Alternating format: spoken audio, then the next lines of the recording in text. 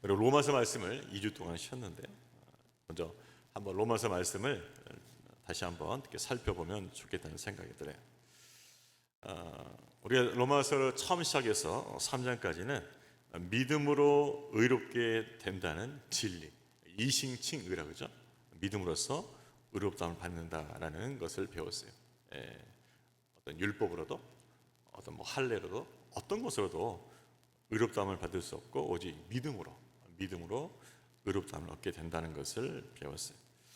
자, 그러면 믿음으로 우리가 의롭다함을 받는다, 구원을 받는다는 이 진리를 가지고서 사도 바울은 4장에 가서 성경 예를 듭니다. 바로 그것이 아브라함이었죠. 아브라함이 할례를 받기 전에 하나님을 믿음으로, 하나님의 약속을 믿음으로 의롭다함을 받았다는 이 부분을 분명히 다루었어요. 아, 그렇구나. 아브라함도 믿음으로 의롭다함을 받았다는 것이죠. 따라서 믿음으로 의롭다함을 받는 우리는 아브라함의 믿음의 후손이다 라는 것을 배웠어요. 자, 이렇게 믿음에 관해서, 구원에 관해서, 그리고 분명한 성경적 아브라함을 다루고 나서 이제 5장부터는 이 의롭다함을 받은 결과에 대해서 이야기하고 있습니다. 특별히 오늘 본문 5장 전반부는 믿음으로 의롭다함을 받고 아브라함의 믿음의 후손이 된 자들이 누리게 되는 복에 대해서 말하고 있어요. 복에 대해서, 즉 우리가 의롭다 하는 신분, 하나님의 의로운 자가 되었다는 그 신분을 먼저 가졌는데 그 신분을 갖고 나서 우리가 누리게 되는 복은 무엇인가?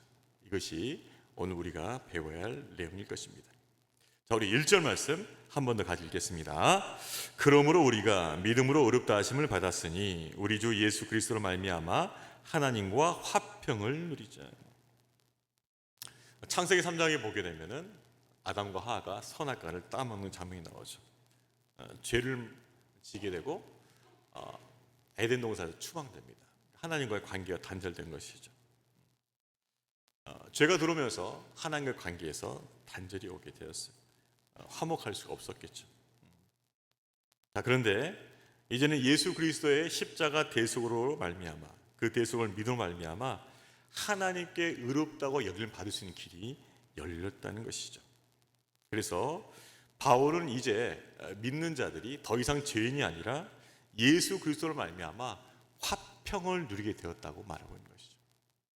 그 전까지는 뭐요? 원수였어요. 왜냐하면 하나님은 거룩한 분이기 때문에 죄를 미워하십니다. 그래서 죄인은 하나님께 원수가 되는 거예요. 그런 원수 관계 속에서 이제 예수 그리스도를 말미암아 하나님과 화평을 누리자라고 말하는 것이죠. 로마법에 의하면 우리가 사도행전에서 살펴봤는데 로마 시민권을 가진 자는 황제에게 직접 상소할 수 있는 권리가 있었어요. 특별히 어떤 문제가 있었을 경우에, 특별히 또 반역죄 혐의가 있었을 경우에는 상소할 수 있었습니다. 그래서 로마 황제에 직접 청원을 하는 거죠. 자, 근데 청원을 했을 때 그 상소가 받아들여져서 심사가 들어가게 되고 나서 이 사람이 무고한 자다, 그냥 혐의가 뒤집어졌다라는 것을 알게 되면은 로마 황제가 그 사람에 대해서 이 사람은 의로운 사람이라고 선고를 해줘요. 죄가 없다, 무죄한 사람이다라고 선고를 해주죠. 그러면서 죄를 벗게 됩니다. 그런 비슷한 양식을 생각했던 것 같아요.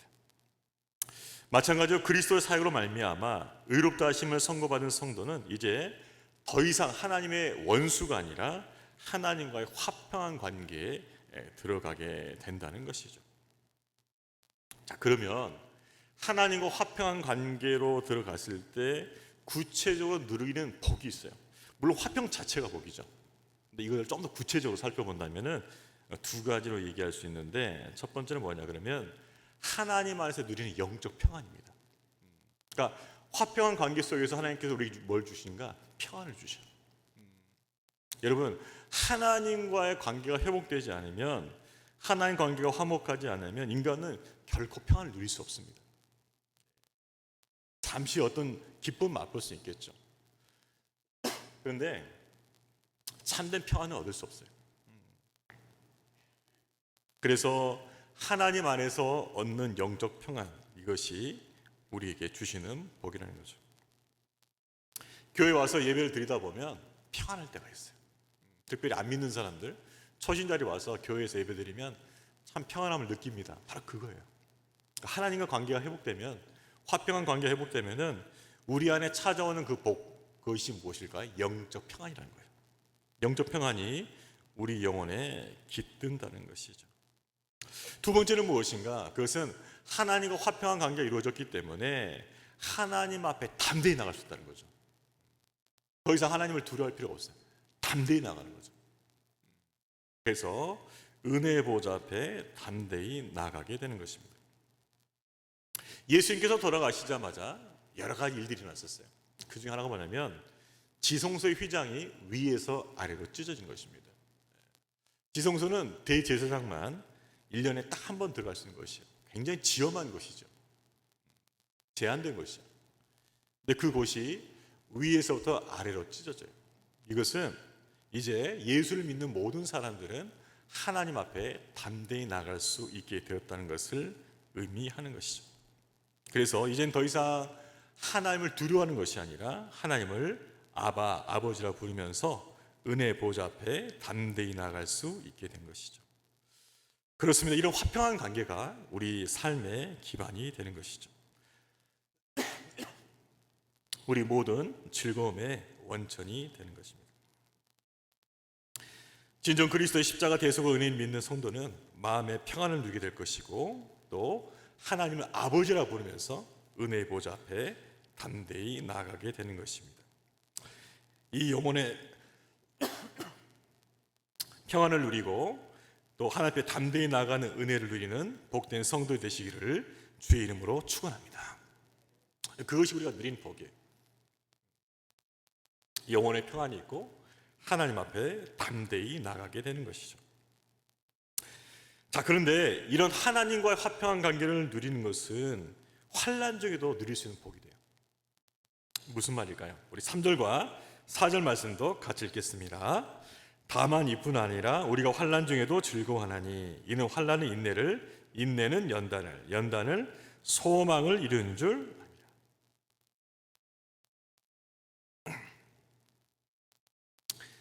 기독교인에서 세상에서 어려움을 당하지 않는 것은 아니죠.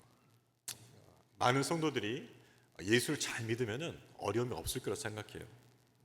그런 오해죠. 예수를 믿고 신앙생활 잘해도요 어려움은 있어요.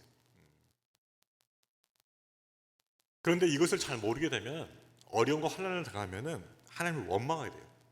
불평하게 되죠. 그리고 시험에 들어요. 심지어는 교회를 안 나오려 하는 거죠.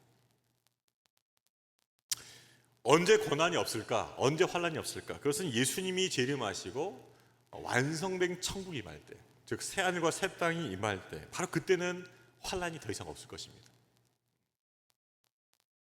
하지만 이 땅 가운데는 어려움과 환난이 있다는 것이죠. 이 땅에 사는 동안은 환난을 피할 수가 없어요. 왜 그럴까요? 이 땅에는 사탄이 공중 권세를 잡고 있기 때문에, 그리고 우리 안에 그 죄된 모성이 여전히 살아있기 때문에 그렇습니다. 그래서 많은 어려움과 환난이 존재하는 것이죠. 특별히 믿는 사람들은 더합니다. 왜냐하면 사단이 세상이 핍박하기 때문이죠. 그래서 환난을 당하는 것은 어찌 보면 당연한 일이에요. 그러니까 여러분이 환난 당할 때 이상하게 여기지 말라는 거죠. 예수님께서 이렇게 말씀하셔요. 너희가 세상에 속하였으면 세상이 자기 것을 사랑할 것이나 너희는 세상에 속한 자가 아니요 도리어 내가 너희를 세상에서 택했기 때문에 세상이 너희를 뭐요? 미워하느냐. 우리가 처음에는 세상 편이었죠. 세상에 속했어요. 자, 그런데 예수를 믿고 나서는 예수님 편을 옮긴 거죠. 당연히 세상이 이것을 미워하고 질투할 것입니다. 그래서 우리를 공격하는 거예요. 믿음의 자녀로서 온전히 살아있지 못하도록 자꾸 시험을 주고 공격할 수 있다는 것이죠. 또 사도 바울도 이렇게 말했지요. 우리가 하나님 나라에 들어가려면 많은 환난을 겪고 할 것이라. 우리가 하나님의 그 영광을, 구원의 영광을 보기 위해서는 많은 어려움이 있을 거라고 얘기를 했다는 것이죠. 자, 우리가 이렇게 환난이 있을 것이다 라는 것을 알고는 있지만 사실 환난은 결코 즐거운 것이 못 돼요. 왜요? 고통스러운 것이기 때문에 그렇습니다. 그렇지만 환난이 고통스럽다고 항상 악한 것은 아니에요. 성도에게 있어서 환난은 육체적으로는 고통스럽다 할지라도 영적으로는 도리어 유익한 것이 될 수 있기 때문이죠. 사실 환난이 없으면 성도의 신앙은 성숙하기가 어렵습니다. 그리고 신앙의 참된 여부도 가리기가 어려워요. 스펄전 목사님이 영국에서 유명한 설교자였죠. 이런 말씀을 하셨어요. 맑은 개인날의 믿음은 나의 믿음이 아닐 수 있다. 진짜 믿음이 아니라는 거예요. 어두운 때, 고난의 때, 그때 믿음이 나의 진짜 믿음일 것이다라고 얘기한 적이 있어요. 우리는 고난을 통해서 우리의 믿음이 연단될 뿐만 아니라 그 고난을 통해서 우리의 믿음을 테스트할 수 있다는 거죠. 우리 믿음이 정말 어떤 믿음인가라는 것을 가려낼 수 있다는 것이에요. 그래서 환난은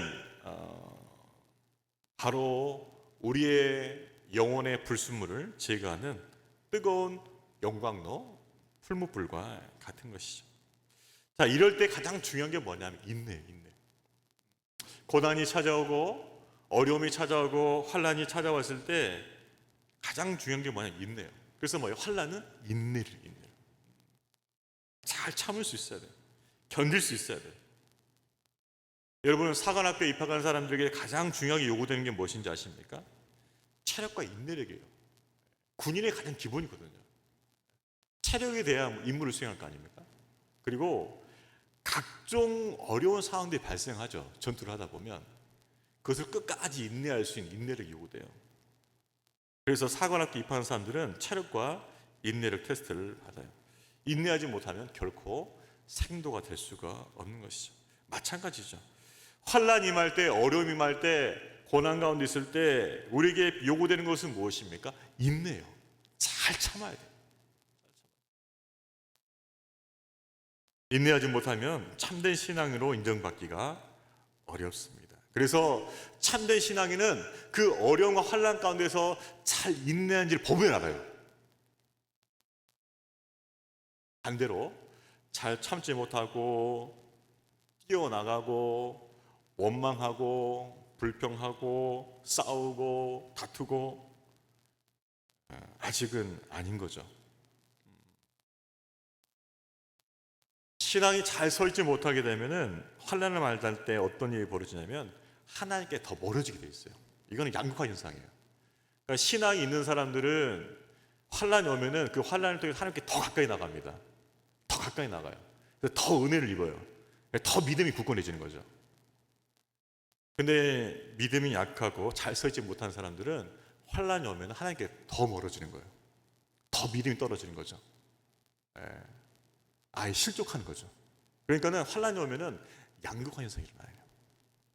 믿음이 더 좋아지든지 아니면 실족해서 떨어져 나가든지 이렇게 됩니다. 그래서 환난 중에서 인내하는 것이 매우 중요해요. 매우 중요해요.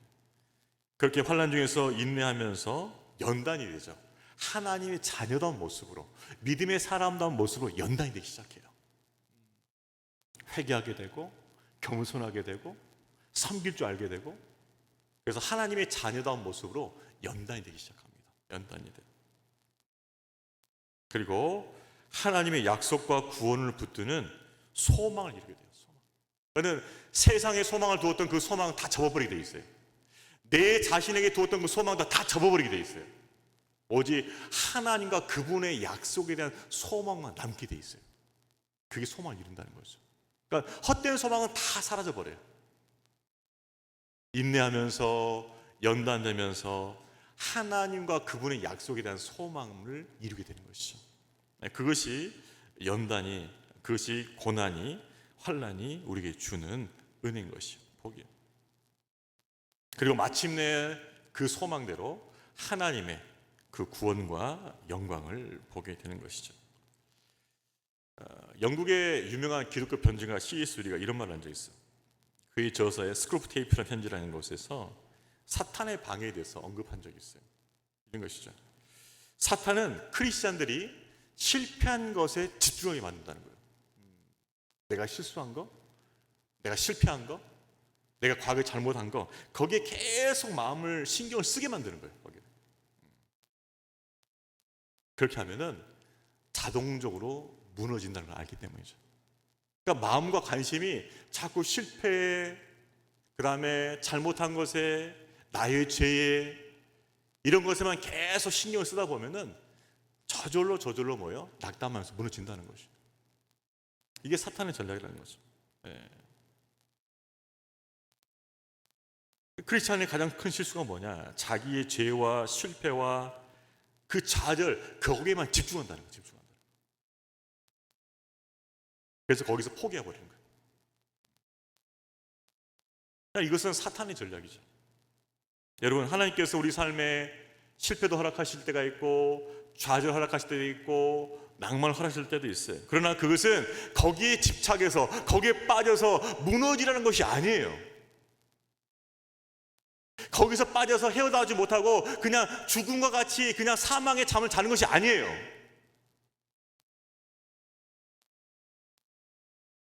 그래서 루이스가 이렇게 말하는 거죠. 자신들의 죄와 실패와 좌절을 해결하기 위해서 하나님이 예비하신 것을 볼 수 있어야 된다는 것이죠. 거기에만 멈추면 안 된다는 거예요. 내가 실패한 거, 내가 잘못한 거, 나의 죄, 거기만 집중할 것이 아니라 그것을 허락하심을 통해서 하나님이 갖고 계시는 그 선한 뜻과 그 계획, 그 예비하심을 바라보라는 것이에요. 환난을 통해서 인내를 배우라는 것이죠. 인내하면서 연단하는 받으라는 거예요. 연단하면서 참된 소망을 품으라는 것이죠. 이것이 하나님의 선하신 뜻과 계획이라는 것이에요. 그런데 우리는 환난 받은 그 자체, 고난 받은 그 자체, 실패한 그 자체만 머문다는 거죠. 이게 하나님 뜻이 아니라는 거예요. 고난 받을 수 있어요. 실패할 수 있어요. 잘못할 수 있어요. 죄 지을 수 있어요. 근데 여기서는 출발점이에요. 정착점이 아니라는 거죠. 여기서 출발해서 인내하고 연단받고 참된 소망을 이루는 이 과정까지를 나가라는 것이에요. 나가라는 것이에요. 이게 하나님의 예비하심이라는 거죠. 뜻이라는 거예요. 그래서 사도 바울이 뭐냐? 이것을 안다면, 이것을 믿는다면 환난 중에도 즐거워할 수 있다. 환난 중에도 감사할 수 있다. 이것이 뭐예요? 복이라는 거예요. 누릴 수 있는 복이라는 거죠. 세상 사람들은 그냥 환난 가운데서, 그죠? 환난은 낙심을, 낙심은 좌절을, 좌절은 절망을 뭐 이렇게 되겠지. 그렇지 않다는 거예요. 환난은 인내를, 인내는 연단을, 연단을 뭐예요? 소망으로 끌고 가는 것이 하나님의 선하신 뜻과 계획인 줄로 믿으시길 바랍니다. 그래서 환난이 와도 하나님 안에서 즐거워할 수 있다는 거죠. 하나님 분명히 뜻이 있다. 계획이 있다. 선하신 그 뜻과 계획이 분명히 있다. 이것이 분명히 합력한 선을 일 것이고 나에게 참된 소망을 줄 거라는 그 믿음 안에서 즐거워라는 것이죠. 즐거워라는. 저와 여러분의 삶이 지금 고난 가운데 있고 환난 중에 있다 할지라도 하나님의 선하신 뜻과 계획이 이루어질 믿고 굳건한 소망 가운데 있는 저와 여러분 되기를 주의 이름으로 축원합니다. 우리 옆에 분들에게 하겠습니다. 환난 가운데도 소망이 있습니다. 다시 한번요. 환난 가운데 소망이 분명히 있습니다. 왜냐하면 그 환난을 인내로, 인내를 연단으로, 연단을 소망 이루시는 하나님의 선한 섭리가 우리 가운데 역사하기 때문이죠. 이것이 믿음으로 의롭게 된 자가 누리는 복이라는 것이죠. 이 복을 풍성히 누릴 수 있기를 주의 이름으로 축원합니다. 그래서 그리스도인들은 환난 가운데 있을 때도 뭐예요? 감사가 나와요. 감사가. 하나님, 저를 하나님 정말 잘 만들어 가시는군요. 하나님 자녀답게 만들어 가시는 중이죠. 하나님 자녀답게 살아갈 수 있도록 저를 준비시키고 훈련시키고 있는 중이시죠. 그렇게 믿는 거예요. 그리고 정말 내 안에 가장 소중하고 복된 것을 남겨주실 것을 소망하는 거예요. 소망. 그렇기 때문에 우리는 환난 가운데서도 감사가 나오는 것이죠. 자, 첫 번째 복은 무엇이었습니까? 화평하게 한다. 그래서 우리 영혼에 뭘 주신다? 평안함을 주시고 하나님의 은혜의 보좌 앞에 담대히 나가게 주신다. 담대히 나가. 두 번째는 무엇이었어요? 환난 중에도 뭐예요? 감사와 즐거움이 나온다는 거죠. 왜? 환난은 인내를, 인내는 연단을, 연단은 소망을 이루기 때문이다.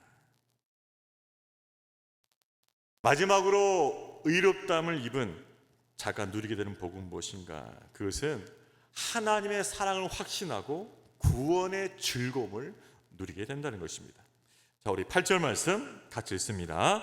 우리가 아직 죄인 되었을 때 그리스도께서 우리를 위하여 죽으심으로 하나님께서 우리에 대한 자기의 사랑을 확증하셨느냐. 여러분, 우리는 가끔 뉴스 듣죠. 이렇게 어려움에 처한 사람을 살리려고 대신 죽는 이야기를 들어요. 뭐 지하철 같은데, 아니 뭐 공사 현장 같은데. 하지만 그 어떤 사람도 죄인을 위해서 죽으려고 하지는 않습니다. 죄인을 향해서 항상 비난이죠. 의인을 위해서 죽는 일도 쉽지 않은데 어떻게 죄인을 위해서 죽을 수가 있겠습니까? 그런데 우리 주 예수 그리스도께서 뭐요? 죄인을 위해서 죽으셨다는 거죠. 여러분, 예수님 어떤 분이시죠? 하나님 아들이세요. 죄가 없은 분이세요. 의인이세요. 하나님 영광의 본체이시죠. 그러한 예수님께서 뭐요? 죄인을 위해서 죽으셨다는 것이죠. 우리가 아직 연약할 때, 오늘 본문에 나온 그 연약할 때라는 것은 하나님 앞에서 도무지 경건한 삶을 살 수 없는 것을 말하는 거예요. 하나님을 기쁘게 할 수가 없어요, 인간이.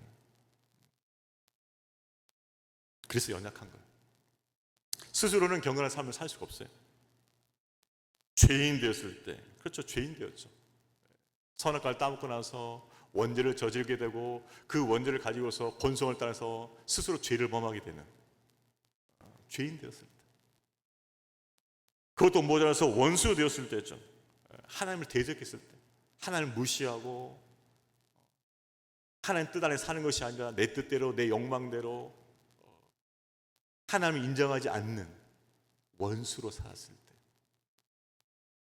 바로 그때 예수님께서 우리를 죽어주셨다는 것이죠. 이거는 결코 세상은 이해할 수 없는, 설명할 수 없는 사랑입니다. 그래서 하나님의 놀라운 사랑이 된 거죠. 그런데 이 하나님의 사랑이 우리가 연약할 때, 우리가 죄인 되었을 때, 우리가 원수가 되었을 때 이 하나님의 사랑이 십자가를 통해서 나타나요. 십자가를 통해서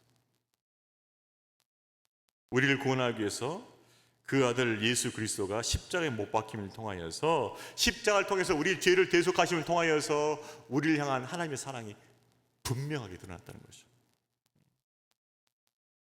그래서 예수님의 십자가 사건, 십자가 대속 사건은 우리를 향한 하나님의 결정적 증거예요. 결정적 증거. 여러분, 우리는 가끔 하나님의 사랑을 이렇게 생각해요. 하나님이 나를 사랑하시면 내 삶이 형통해야 돼요. 다 잘 풀려야 돼요. 나도 잘 풀리고 우리 자녀도 다 잘 풀리고 우리 가족 모두 건강해야 되고 기도한 거 다 이루어져야 되고 또 물질적 축복도 누려야 돼요. 많이 가져야 돼요. 많이 누릴 수 있어야 돼요. 그렇게 되면 하나님께 나를 사랑하신다 생각하고, 그러지 못하면 하나님이 나를 사랑하지 않는다고 생각한다는 거죠. 하나님 나를 사랑하지 않는 거예요. 이게 진짜냐고요? 아니라는 거죠. 내가 물질 축복을 많이 받으면 하나님께 나 많이 사랑하시는 거고, 물질 축복을 적게 받으면 하나님 나 적게 사랑하시는 건가요? 내 삶에 문제가 많아지면 하나님 날 적게 사랑하시는 거고, 내 삶이 평안하면 하나님 날 많이 사랑하시는 건가? 혼란 가운데 있어요.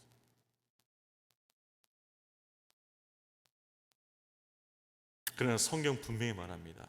하나님의 사랑은 예수 그리스도의 십자가에서 분명히 보여졌다는 것이 실제 있었던 이야기예요.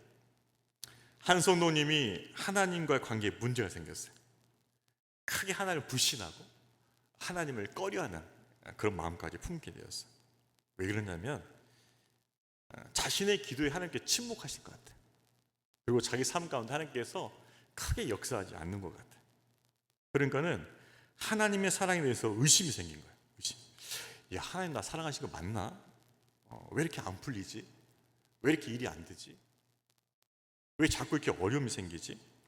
그러면서 하나님에 대한 불신과 함께 의심이 생긴 거예요. 의심. 그래서 마음이 점점 냉랭해지는 거죠. 그러니까 예배를 드리긴 드려요. 드리는데 마음이 냉랭해요. 차가워져. 예전 같지 않아. 그래서 가끔 속으로 따지게 질문해요. 하나님, 저 사랑하시는 거 맞아요? 저 하나님 자녀 맞아요? 그러면 왜 이렇게 그냥 내버려 두시는 거예요? 그러면서 원망과 불평이 그 마음속에 점점 고이기 시작했어요. 그러다 어느 날 그래도 기도 자리로 나갑니다. 기도에 나가는데 고요한 침묵이 흐르고 갑자기 자신 앞에 밝은 빛이 비춰져요. 근데 어두운 자리거든요.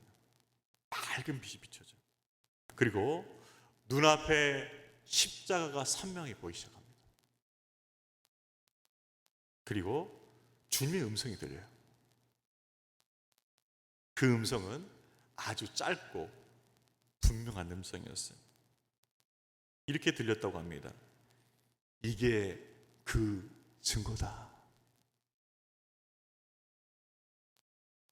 그 사람 눈앞에 십자가 선명히 보이면서 이게 그 증거다라고 말씀하셔요. 내가 너를 위해서 십자가에 주워준 거, 내 아들 십자가에 못 박게 한 거, 그것이 너를 향한 나의 영원한 사랑의 증거다 말씀하셔요. 나는 내 삶이 형통해야만, 내 삶에 뭔가가 많이 부어져야만 하나님이 나를 사랑한다고 생각했었는데, 하나님은 그 방식으로 하나님의 사랑을 증명하신 것이 아니고 이미 나를 위해서 희생했던 그 십자가를 다시 보여주심을 통해서 이것이 그 증거다라고 말씀하셨다는 것이죠.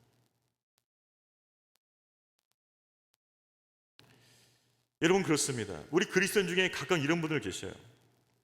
십자가, 온 일을 향한 하나님의 사랑 맞습니다. 인정을 해요. 하지만 그 십자가가 자신을 향한 하나님의 사랑의 증거란 것을 분명히 깨닫고 고백하지 않을 수 있다는 거죠. 맞아, 십자가 온 일을 위한 하나님의 사랑의 증거지. 근데 그 십자가가 나를 위해서 지신 그 십자가라는 것이 분명히 고백이 안 된다는 거예요. 이게. 저와 여러분 죄를 위해서 그 십자가에서 피를 흘리셨다는 것이 철저히 고백이 안 된다는 거예요. 이게 문제라는 거예요. 그리고 그 감동이 식어버렸다는 그것이 문제라는 거예요. 그것이.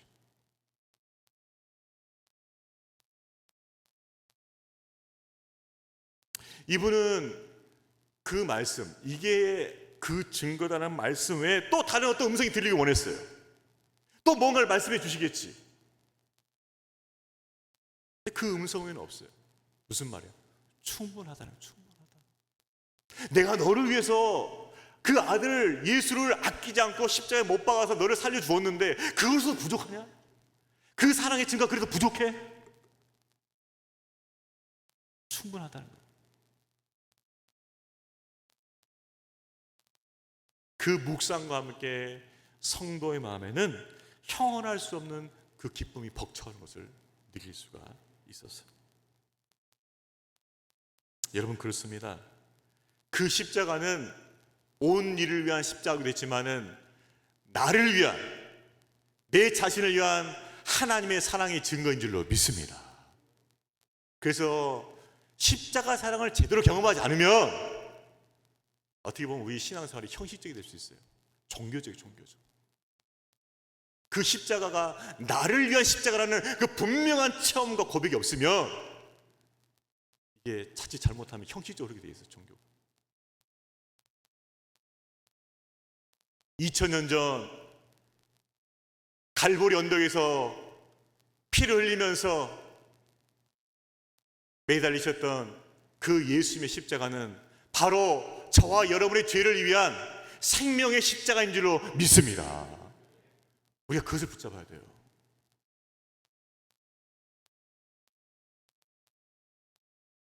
그러니까는 그 십자가를 바라보지 않으면은 자꾸 우리가 다른 데서 뭔가 사랑을 하고 하나 싶은 거예요.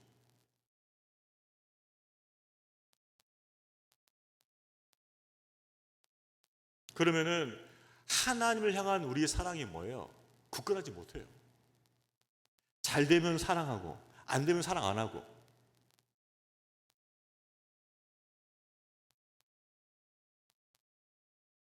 저와 여러분이 하나님의 사랑을 증거를 구할 때 우리를 위해서 이미 쏟아부으신 그 십자가의 사랑을 붙들 수 있기를 주의 이름으로 축원합니다. 그래서 십자가로 가야 돼요. 십자가로. 다른 데 가면 안 돼요. 저도 이 경험을 했어요. 대학생활 때 교회에서 이제 저녁에 그때 기도했었거든요. 기도하는데 은혜를 주시더라고요. 예수님이 십자가 맞아요. 제 앞에 섰어요. 예수님이 십자가에 달리셨어요. 예수님이 십자가에서 피를 흘리셨어요. 근데 그 피가 제 머리에 쏟아지더라고요. 그러면서 내 안에 있던 모든 죄를 다 깨끗하게 씻어줘요. 그 피로 다시 거듭난 거예요. 어디서? 십자가에서. 이것이 그 증거다. 다른 데서 하나님의 사랑을 증거를 찾지 말고 여러분에서 아낌없이 물과 피를 흘려주신 그 십자가의 사랑을 증거로 삼으시기를 주의 이름으로 축원합니다. 그래서 여러분의 삶이 낙담되고 하나님의 사랑이 의심되고 불신되어질 때 여러분이 사야 할 자리는 어디입니까? 십자가예요. 십자가. 거기서 주님을 바라봐야 돼요. 그러면 그 십자가의 사랑이 여러분에게 치유할 능력을 주실 것이고, 그 십자가의 사랑이 여러분을 회복시키는 능력을 주실 것이고, 그 십자가의 사랑이 여러분을 다시 일으켜 세우시는 그 능력을 주실 줄로 믿습니다. 그래서 십자가는 능력이에요. 능력.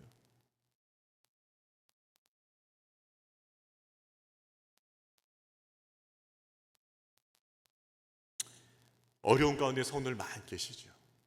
그런데 다른 데서 위로를 찾기보다는 십자가 아래서 위로를 찾아야 돼요. 여러분, 나를 위해서 아낌없이 피와 물을 흘려주신, 나를 자녀 삼아주신 그 십자가의 사랑으로 다시 위로받고 회복되어지고 세워지는 애가 저와 여러분 가운데 있기를 주의 이름으로 축원합니다.